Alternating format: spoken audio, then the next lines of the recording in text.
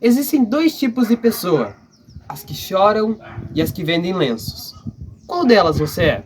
O vídeo de hoje traz a história de um menino de apenas 6 anos de idade, que vivia em uma favela lá de Belo Horizonte.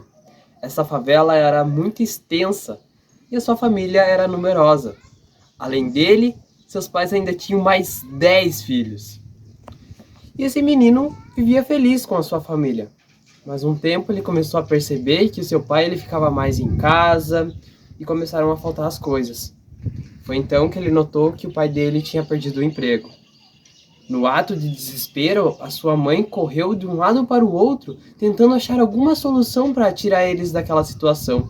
Foi quando ela passou 3 horas em uma fila e chegou ao anoitecer em casa. Chamou ele para conversar e explicou que ela tinha conseguido uma vaga em uma escola chamada FEBEM, lá em Minas Gerais, onde ele passaria o dia inteiro lá brincando com seus colegas, iria estudar e iria se desenvolver lá.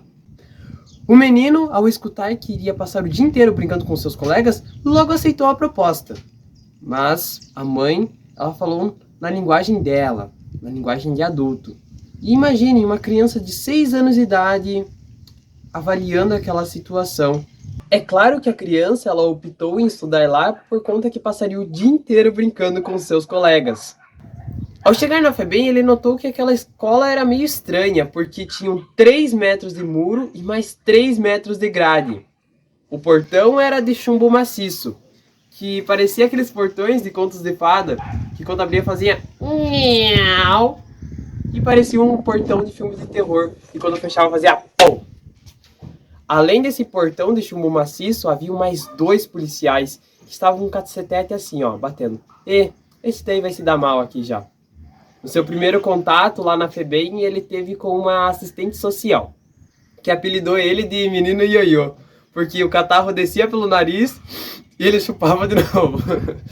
Mas, né, ele passou a primeira noite lá e foi muito bom. No segundo dia, ele tinha uma professora que estava cansada já de trabalhar lá. Chegou já na sala de aula gritando o seguinte: "Ah, seus incompetentes, idiotas, vocês nunca serão alguém na vida." E ela tinha um costume de ficar contando de 1 até o 10. Só que ela chegava no 5 e tinha preguiça. Então ela contava mais ou menos assim. E é 1, e é 2, e é 3, e é 4, e é 5. E no 5 ela tinha preguiça de continuar. Então ela começava 6, e é 7, e é 9. E ele se achava o máximo por ter essa capacidade de imitar ela igualzinho. Então, todos os intervalos da escola, ele estava lá, no pátio. E é 1, e é 2, e é 3, e é 4, e é 5. E tinha preguiça de continuar como a professora. E ele se achava o máximo porque todos os colegas dele gostavam. Foi então que um dia uma psicóloga veio até a FEBEM com mais de 40 estagiários, né, para ali conhecer um pouquinho mais do que seria a FEBEM. E ela viu ele lá, e é 1, e é 2, e é 3, e é 4, e é 5. E então aquela psicóloga, ela se aproxima dele e pediu para ele contar até o 10. E ele começa, e é 1, e é 2, e é 3, e é 4, e é 5. E fica com preguiça de contar o resto. Então ela pega ele, leva até o ônibus onde estavam os 40 estagiários e aí organiza meio que um teste. Ela entrega para ele um quebra-cabeça de 6 peças e se vira para explicar aos estagiários o que ela vai fazer. Mas quando ela menos espera, ele já tem terminado o quebra-cabeça. E ela começou a cochichar com os estagiários assim, e então ela entrega um quebra-cabeça maior com 30 peças. Mas ele acaba errando na montagem desse quebra-cabeça. E a cada erro dele, ela dava uma doença. E uma das estagiárias, com muito dó dele, pega um pequeno biscoitinho e entrega para ele. E naquele momento ele pensa: meu, se toda vez eu errar, eu vou ganhar um lanchinho muito bom. Eu vou errar toda a vida então, né? E ele faz de todas as maneiras possíveis para não acertar. E ele começa a ganhar então mais biscoitos. Chegou numa hora que ele pegou e comeu um pacote inteiro de bolacha recheada. E ele acaba tomando 2 xícaras de café com todos os estagiários. Mas ele sai daquele ônibus cheio de doença, dislexia e mais outras doenças. Mas ele acreditava que essas doenças eram no corpo e não na mente. Então ele saiu mancando do ônibus assim. E na fila da merenda, né, ele pediu pra tia da cantina pra ele entrar na frente, porque ele tava cheio de problema e ele andava se arrastando assim. Tia, eu fui ali, os médicos falaram que eu tô com dislexia, eu tô com a perna quebrada e não sei o que, ele saiu mancando e naquele dia ele tinha ganhado 2 pedaços de carne. Mas eles usavam essas desculpas aí, né, pra sempre se sobressair em cima dos outros. E com apenas 8 anos ele já tinha fugido mais de 100 vezes da FEBEM. E ele começa a se envolver com coisas erradas, assim, ele começa a roubar das pessoas, traficar, agredir. Então, assim, ele se torna uma pessoa muito agressiva. Mas ele gostava muito de contar história para os seus amigos de rua. Só que ele não sabia ler. Mas ele sabia o que os seus amigos gostavam de ouvir. Um bom contador de histórias, ele sabe aquilo que a pessoa quer ouvir. Um bom vendedor, ele sabe aquilo que a pessoa quer comprar. E ele era muito craque nessa área. Ele não sabia ler, mas seus colegas também não sabiam. Então tudo que ele contava ali já estava ótimo. E ele pega o jornal e começa a ler para os seus colegas. Ah, uma mulher caiu nos trilhos do trem e o trem passa 14 vezes em cima dela, mas ela não morreu. Depois o policial foi lá e deu um tiro de escopeta nela. Eles pensam, meu Deus do céu, 14 vezes o trem passando em cima dela. Meu, como é que essa mulher não morreu, né? Mas ele sempre acreditava em tudo aquilo que ele falava. E quando tinha concorrência, e a concorrência sabia ler, ele não se rebaixava não deixava quieto. E a concorrência sempre vinha da FEBEM. E lá na FEBEM eles pregavam uma coisa que era chamada não se vanglorie por aquilo que você sabe fazer. Então a concorrência ela sempre se justificava. Ah, eu não sei ler muito bem, eu não vou conseguir ler direito, então desculpa aí, pessoal. E ele começava. O menino caiu no poço. Fala, ah, é um analfabeto mesmo, dá pro cara ali que ele sabe ler melhor. E ele pegava o jornal e virava o jornal de ponta cabeça. Ah, esse cara é foda demais, cara. Ele consegue ler o jornal de ponta cabeça. O menino caiu no poço, passou 47 dias lá e 47 horas. E sobreviveu e os bombeiros tiveram que resgatar ele lançando um cachorro dentro do poço. Então os meninos se encantavam com isso, né? Com essas mentiras que ele contava e eles acreditavam em tudo. Mas o tempo foi passando e ele chega aos seus 13 anos de idade, que ele já tinha fugido mais de 135 vezes da FEBEM. Com apenas 13 anos, ele começa a se envolver então com alguns meninos maiores, de 17, 18 anos, que faziam coisas mais avançadas, então assim, faziam um assalto a uma mão armada, agrediam, estupravam as pessoas. Então eram crimes mais elevados do que aquilo que ele fazia. E ele queria participar porque com aquela idade ele já era malandro o suficiente para participar desse grupo. Foi então que os meninos contaram que tem um ritual de iniciação para você fazer. Ou eles batiam em você, agrediam, ou eles defecavam num canto assim, a pessoa novato, ele tinha que ir lá comer as fezes desses meninos, ou eles estupravam a pessoa. E ele se dirigiu onde esses meninos maiores estavam e perguntou o seguinte, tá, qual que vai ser o ritual para eu entrar na gangue de vocês? E eles contaram, não, essa noite você vai ser a nossa mulher. Eles falaram, mas como assim? Você vai ser a nossa mulher. Não. E ele pegou e virou as costas e começou a correr. Mas como aqueles meninos eram mais velhos, acabaram derrubando ele e quebraram um cabo de vassoura nele que ele chegou a ver estrelas assim voando na cabeça dele. Bateram tanto nele.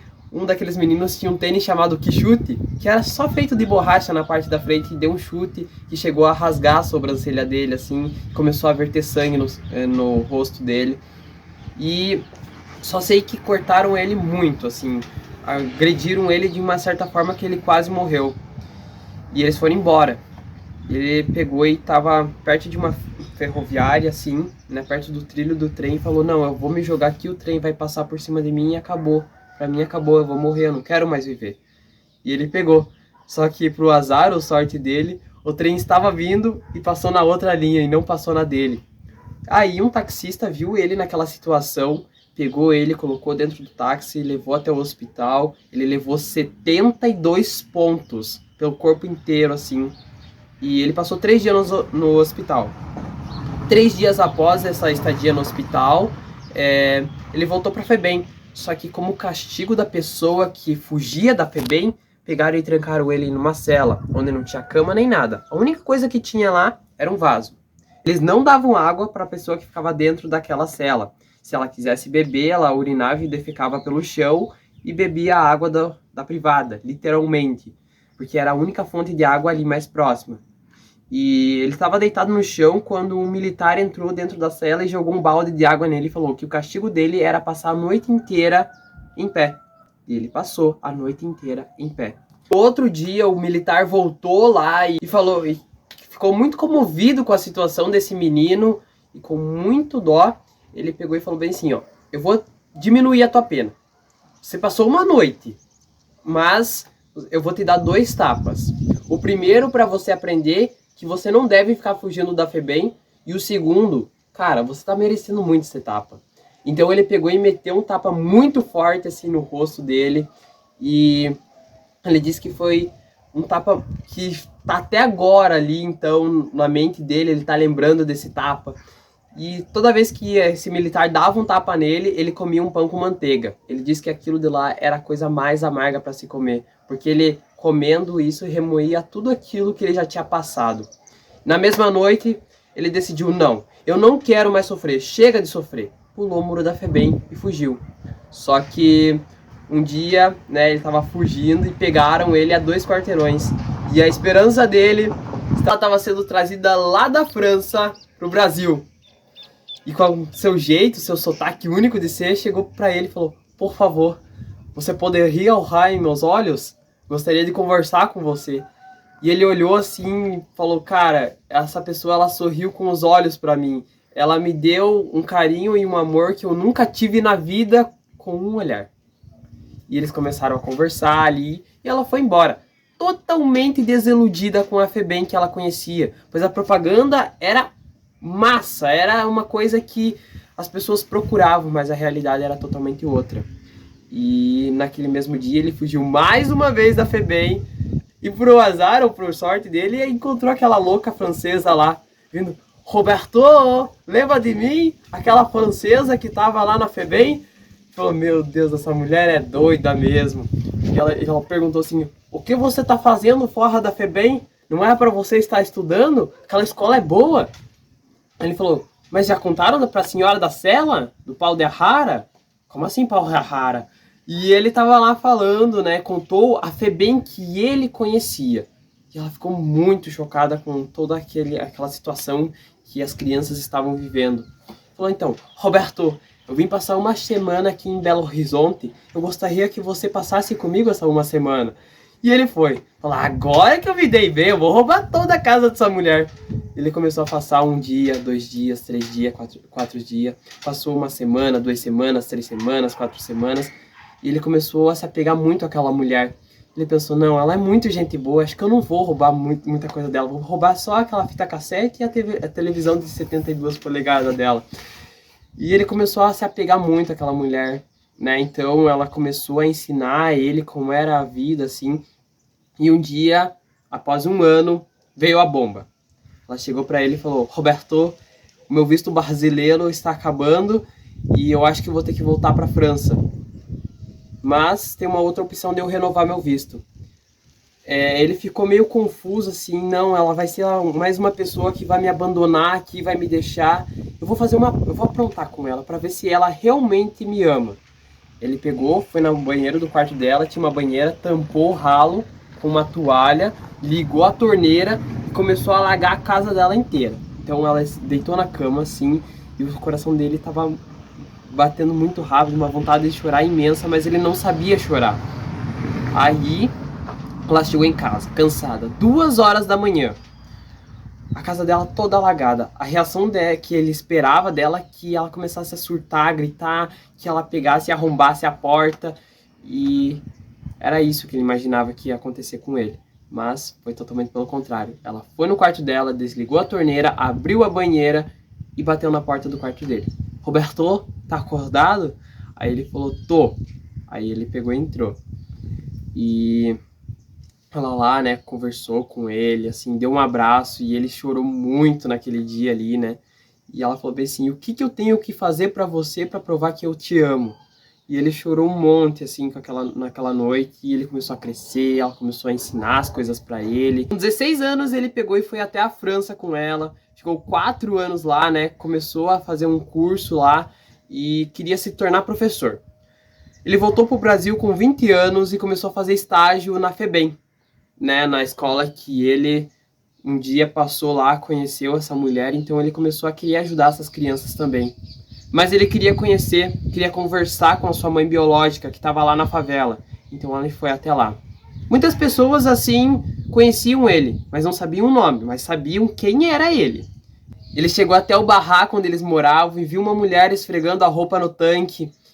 E assim que ele chegou em casa, aquela mulher sentiu que alguém estava observando ela, sentiu que era uma pessoa que ela amava muito. E virou e começou a chorar um monte, e viu: meu filho, você voltou para casa, não sei o quê. E parou meio metro de distância dele. Roberto, o que você tá fazendo aqui de dia? Aquela assistente social me garantiu que quem saísse de lá se sairia formado ou como médico ou advogado.